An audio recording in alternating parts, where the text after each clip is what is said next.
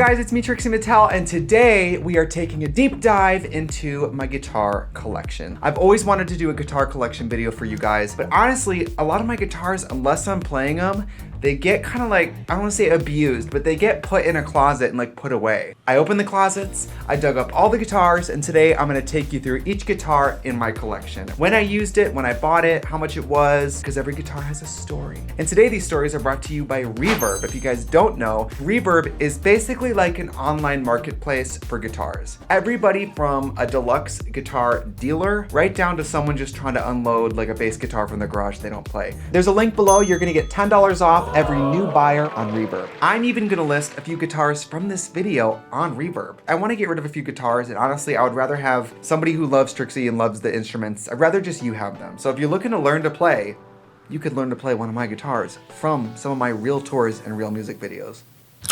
One of the great things about Reverb is there's guitar dealerships on Reverb. So I've actually started some of my relationships with guitar stores through Reverb. It was like gay.com, and it was 2004, and me and Wildwood Guitars are like chatting. That's pretty much what was going on. Now, disclaimer, some of my guitars are very fancy, but I've been playing guitar, God, I started when I was 13, which was in 1907. I've been playing guitar for 17 years, and I gotta tell you guys, I only started guitar because my brother, who loved Blink-182, bought an electric guitar and tried to learn, and he quit in like a week. My grandpa played guitar, but it always looked a little too difficult. I'm 13 years old, I'm bored, I'm gay. Avril Lavigne Let Go just came out, and she had a guitar, so I was like, I can do this. And I sat down and taught myself guitar. I never had lessons in my life, which you can tell. And I thought I was a pretty good guitar player until I started playing music at the professional level, and I met people who really play guitar, and I was like, oh, I've never played guitar a day in my life. Got it. You guys might recognize this. This is my 2016 Gibson Hummingbird. I got this in Hollywood. I love this guitar. This is the guitar I wrote all of Two Birds on. I really wanted to get a Hummingbird because I learned guitar at home, partially through my grandpa. My grandpa played a Hummingbird, and so I've always been very nostalgic, and like, I've always wanted to have a Hummingbird for myself. After college, I went to college for music for a few years. I kind of quit music because when you go to school for music, let me tell you, it sucks the magic right out of it. So then when I was writing the music for Two Birds, I was getting really into playing my guitar again, and I was like, you know what, I'm gonna buy myself a beautiful, beautiful brand new guitar to like seal the deal. And I think this Hummingbird was maybe $3,000. Listen, I know it's a lot, but if you buy a guitar and take care of it, you can play it for decades. And a lot of guitars only get better with age. My instruments get loved to death. You can tell there's nicks all over it. There's a crack. I collapsed this guitar in accident, and I sent it to Gibson, and they fixed it. So Gibson, thank you. I love you so much. Now, I wrote Two Birds on this guitar, but I recorded it on another. This is the other guitar that I wrote and recorded the album on. This is my Dove. Doves are kind of similar to Hummingbirds, but there are some differences. You can see on the Dove, it has a different shape. It has that big white bird on it. And I love these little birds on like the, what do you call that? I call it the mustache of the guitar, but I know that's not what it's called. Again, no formal training. And I love this like cherry red color. You can see this is actually on the cover of Two Birds. To me, it's like I'm in drag, so I always want a guitar that looks really ornate, because I just want the really draggy ones. And luckily Gibson makes some really beautiful ones. I got this in Birmingham, I think, in Europe. I was on tour in Europe, sorry, the UK. It just called to me. It has a really low action, meaning the strings press down very easily.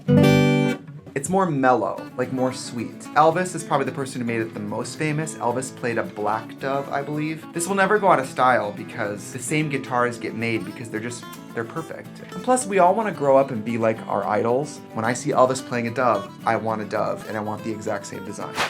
All right, so now we're getting fancy. When I made Two Birds, which by the way, I paid for myself, I lip synced in clubs and saved enough money to make this record. It was $20,000 about. If you look at the cover of Two Birds, I even rhinestone those costumes. Like, I made that hat. It's a very DIY record. And I was like, if I make my money back, I'm gonna treat myself to this instrument I've always wanted. This is a Doves in Flight. Isn't that stunning?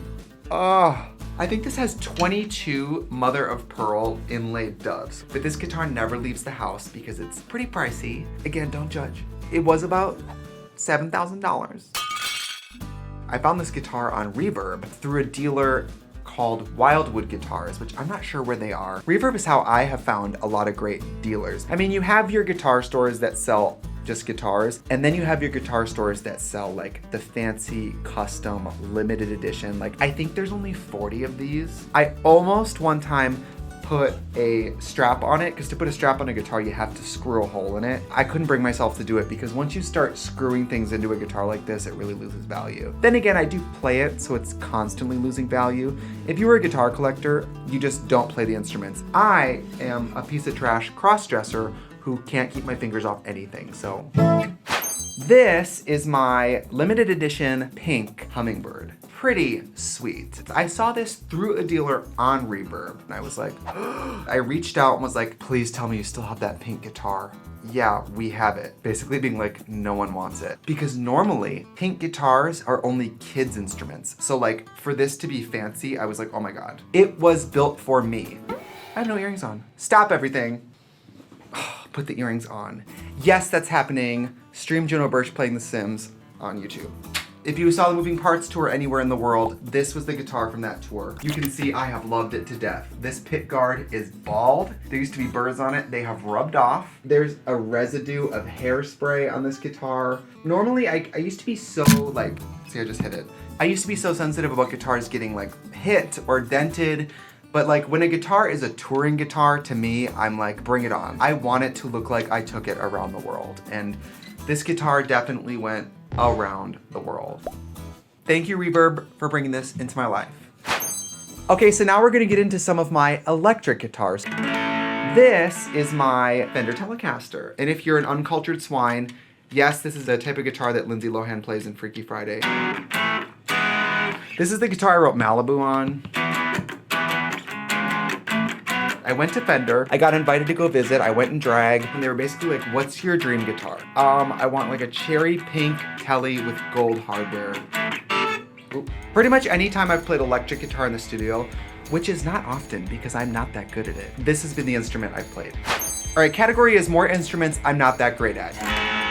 This is a Fender DuoSonic, very beautiful. This guitar is from the Yellowcloud video. I love that Yellowcloud video. Tammy Brown's in it if that's any incentive for you guys. I am gonna be listing this guitar on Reverb because I just don't get enough use out of it and it's so pretty. It does have some loose connections. I think that's probably why Fender gave it to me for free. Do you hear like... It's also very thin. Do you see how thin that is? It's like, here's next to my hand. It's a very little guitar. It's gonna be on Reverb. It's a real Trixie Mattel guitar. I'll even sign it for you. All right, now this is when shit starts to get crazy. This is a white Falcon. Gretsch makes these, they make them in 2 sizes. This is the big one. I mean, I'm a 6-foot tall man, and look how big this is next to me. It's huge. It's such a pretty instrument. To me, it reminds me of a classic car. It's so pretty. This guitar feels and sounds like what you think playing guitar is gonna be like. It's very warm, crunchy, electric, retro. Like if I'm gonna go somewhere and play electric guitar, this is usually the guitar I bring. I brought this to Australia. You see that fly? When people come over, they comment on this guitar because it's so beautiful. I mean, you wanna talk guitars in drag. This guitar is in drag.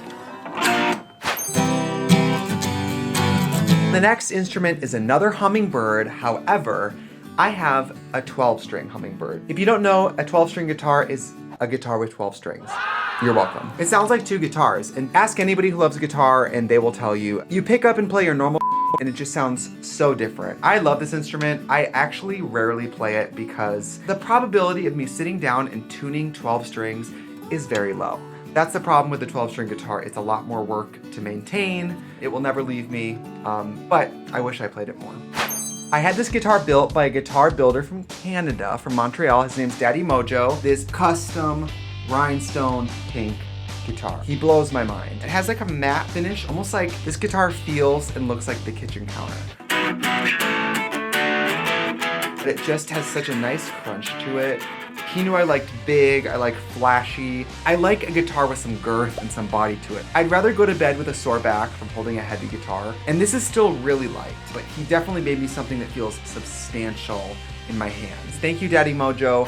And finally, we have my little bass guitar. It's an Ibanez.